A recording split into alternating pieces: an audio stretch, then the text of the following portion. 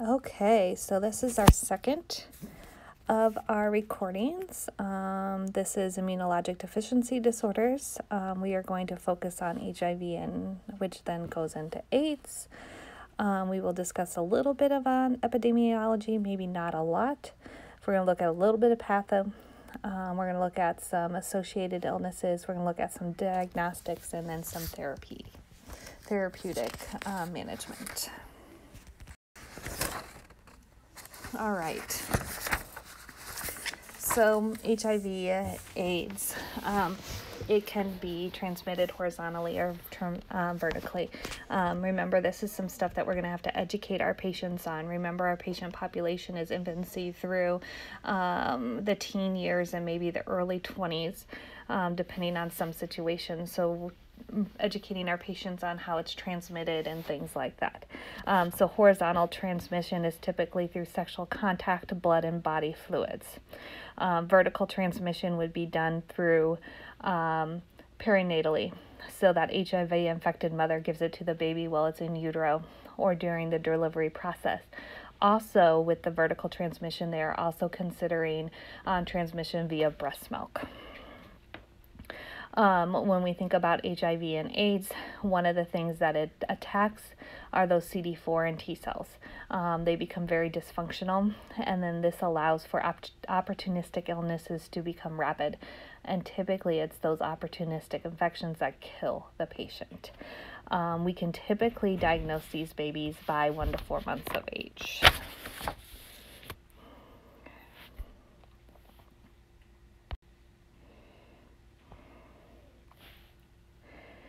So some things to look at when we're looking at immunologic disorders, whether it's HIV or other issues, what mom's status is, and possibly the father's. If that child has had frequent or recurrent infections, chronic coughs, low-grade fevers, 2 or more serious infections in early childhood. It is not common for kids to have infections. Or at least serious infections. Deep skin or organ abscesses, that is also not common in pediatrics. Remember, our kids are very resilient. They also heal very quickly, and so things like this occurring could be big triggers that something major is going on. Thrush, eczema, and growth failure.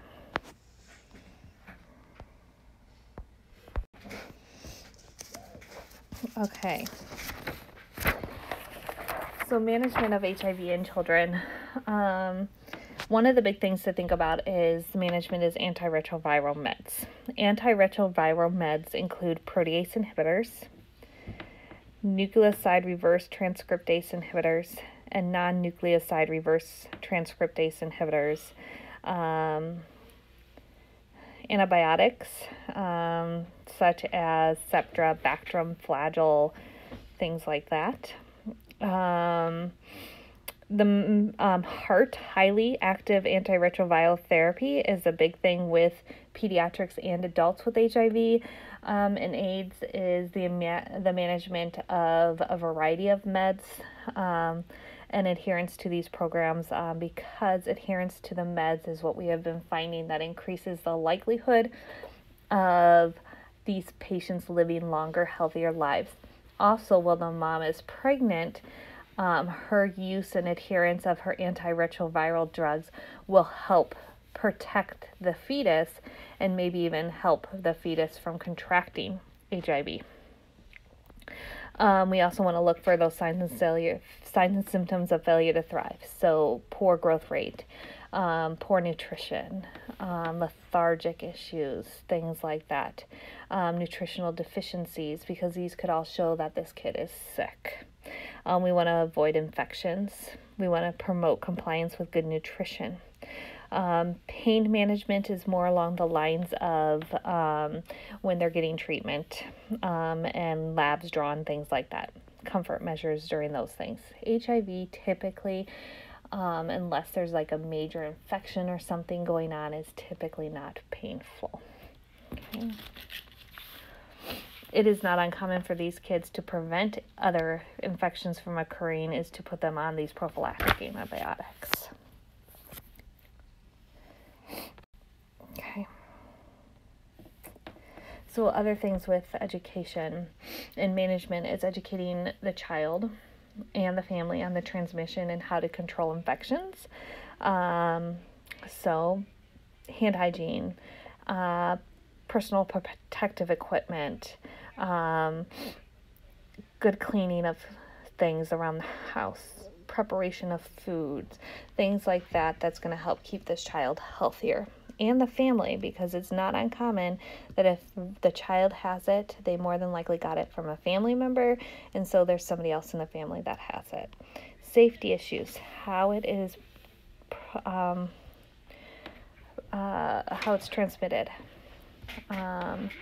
how to protect them and how to protect others. We can start teaching our young children with HIV and AIDS that if they were to fall and get hurt, that whoever helps them needs to make sure they're wearing protective PPE. Schools should be already doing that. We know nurses should already be doing that. But young kids can start recognizing these things. They may not understand why their parents are teaching them to do that, but that's one of those protective safety things. Okay. Pain management, like I said, typically not painful other than like when we're doing needle sticks, things like that. The head to toe assessments, looking at their skin, looking at their fluid and hydration status, looking at their weight, looking for those signs of opportunistic infections, bruising, rashes, thrush, skin breakdown, things like that. A lot of this also goes into is that psychosocial things with these kids.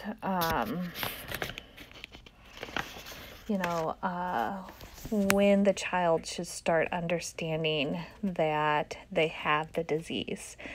I can't remember if it was this book or one of our old books, said that the child by the age of 6 should be able to start being told more about what's going on because they're curious and they ask questions.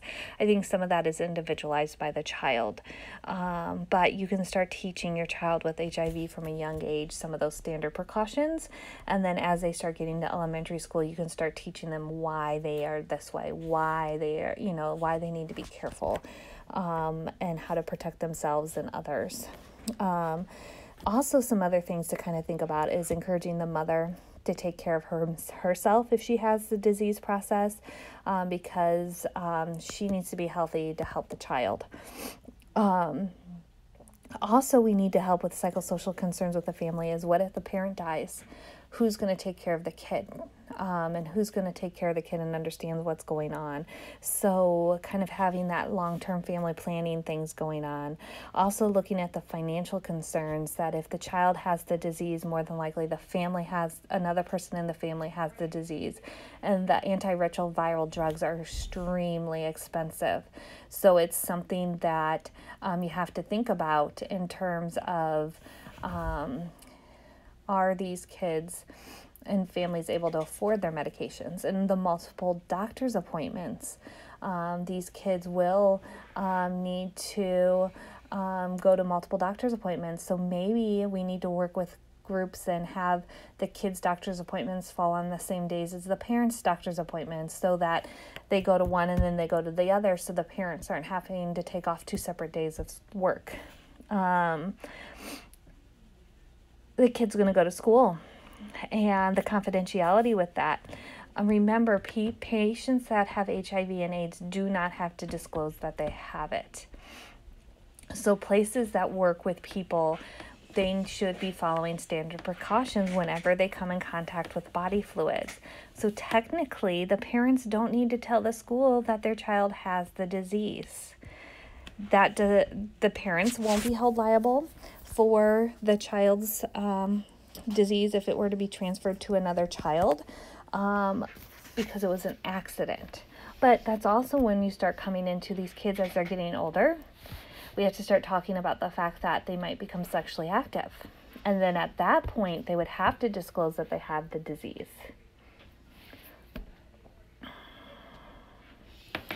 But we could encourage them to talk to the school nurse so the nurse can do better education so that we're ensuring that the school people, all the helpers, all the teachers, everybody's had good education over the transportation of the disease so that they are doing what they need to do to protect that child.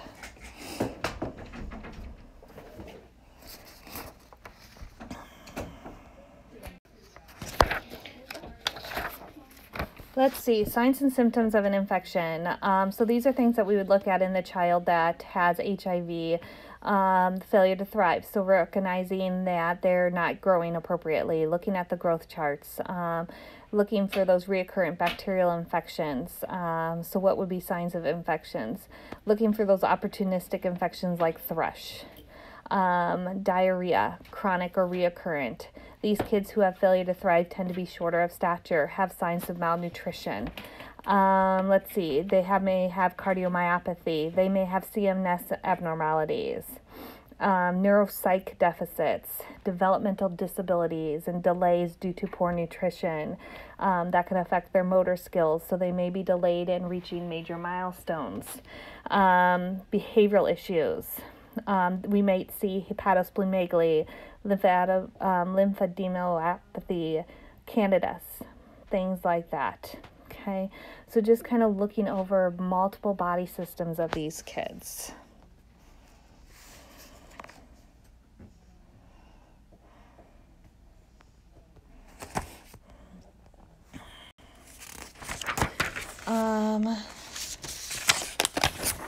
Let's see. Stressors involved with the diagnosis of HIV.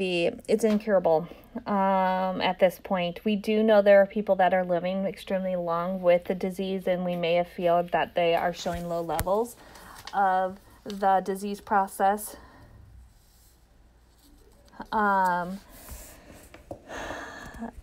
Because of now I lost my train of thought. Sorry.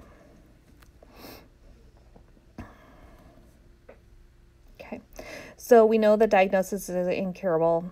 We know that people with following good treatment, good diet and education, good health, and being very active have low levels of the disease in their bodies, such as Magic Johnson. Part of that, I'm sure, is, and they've sometimes wondered if he's been somewhat cured. Part of that's because of the financial ability, is he's able to take the top and the best of the drugs and try all sorts of different regimens. These kids, there is stress. They may not be able to afford the drugs. They might not be able to afford both the parents and the children, so working with the family that way. Interesting enough, with HIV infection and diseases, there are prostitutes in Africa, and I want to say England, that have known partners that are infected with the disease, but these prostitutes have not contracted it. So they are trying to do some research to find out what is going on with these women, on why they haven't contracted the disease. So there might be some further treatment of improvements due to these research studies. Finances, we've kind of mentioned that a little bit. It's very expensive for the drugs. It's very expensive to have that healthy diet, so we need to work with the families, help them find different resources in the environment, food banks. Do they qualify for food stamps? Do they qualify for free and reduced lunch? Are we able to get them involved in WIC when they're in those parameters? Can we help them figure out how to get cheaper produce by going to like Aldi's or going to food banks and things like that? Multiple family members. Once again, we've discussed this. I mentioned this a little bit earlier. The price and the doctor's appointments, the price for everybody to be treated, who's going to take care of the child, those stigmas of how HIV is transmitted. There's still people that believe that sharing a toilet seat with somebody with HIV, they will get it. Hugging somebody with HIV, they will get it. And we know that's not true. So making sure that we're helping the children understand how they're getting it, but doing good education with all people so that these stigmas can start decreasing. that desire to keep it in confidential. I don't blame them. Part of that's due to the stigmas. I remember when I did clinicals with the adult patients when I first started here at Kirkwood. We were at 6RC, I want to say, at the U, and there was a gentleman who was homeless. He was a recreational drug user. That is how he got the disease. He was essentially homeless. He was living with a nephew.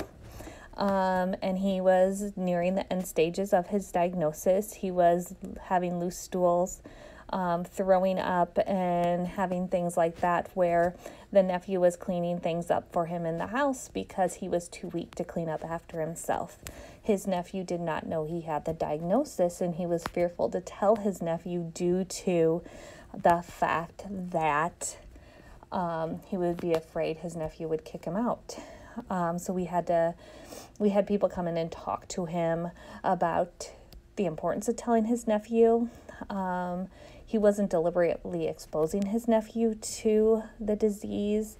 And in fact, likelihood of transmitting it by cleaning it up is very low.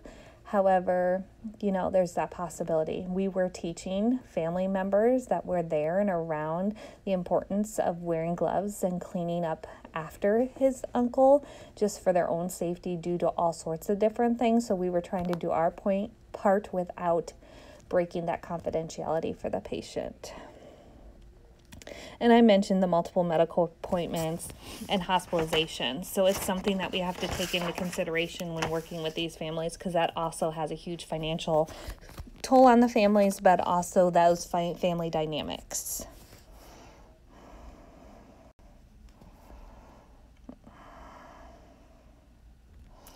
So we discussed some of this, the importance of medication regimen, importance of follow-up.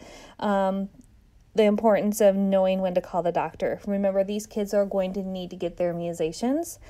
We want them to be in school. We want them to be normal. So I would not say to keep them out of school.